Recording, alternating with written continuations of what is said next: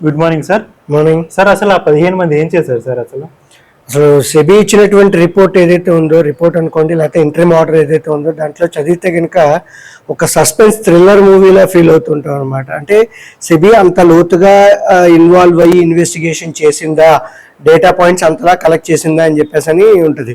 జనరల్గా మనకి హవాలా చేసినప్పుడు ఏ టైప్ ఆఫ్ నోట్స్ వాడతారో ఆ నోట్స్ తాలూకా ఫోటోలు కావచ్చు, డిలీట్ చేసినటువంటి వాట్సాప్ చాట్లు ఏవైతే ఉన్నాయో వాటిని రిట్రీవ్ చేసి చాలా వరకు ఏవైతే ఉన్నాయో అటువంటి ఇన్ఫర్మేషన్ అనేటువంటిది పెట్టడం కావచ్చు, వాళ్ళు ఎక్కడెక్కడ కలిశారు అనేటువంటిది గూగుల్ మ్యాప్ లొకేషన్స్ అనేటువంటివి తీయడం, తర్వాత వీళ్ళు ఎక్కడెక్కడికైతే తిరిగారో ఆ ట్రిప్పుల తాలూకా ఫోటోలు అనేటువంటి కూడా.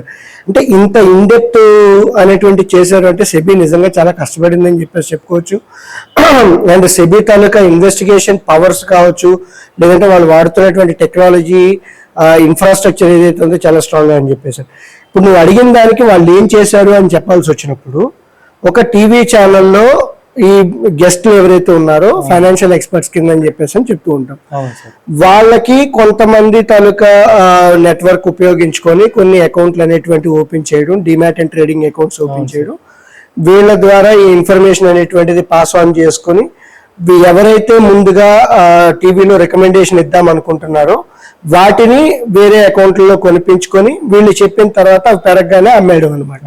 సో ఈ పంప్ అండ్ డంప్ అని చెప్పేసి అని పాత రోజుల్లో అనేవారు. ఇప్పుడు ఏంటి అంటే సోషల్ మీడియా ఇన్ఫ్లుయెన్సర్స్ కాబట్టి వీళ్ళు కొంతవరకు ఫాలోయింగ్ ఉంటుంది. టీవీ ఛానల్ కూడా పెద్ద టీవీ ఛానల్, అందులోకి వీళ్ళకి ఫాలోవర్స్ కూడా బాగానే ఉంది, పేరు కూడా బాగానే ఉంది అనేటువంటి ఉద్దేశంతో ఆ నెట్వర్క్ వాడుకొని అంటే ఈ ఫ్రంట్ రన్నింగ్ అని చెప్పేసి అంటుంటాం. సో ఈ టైప్ లో ఫ్రంట్ రన్నింగ్ చేసి వీళ్ళు కొంతవరకు అమౌంట్ అనేటువంటిది లాభపడ్డారు అని చెప్పేసి.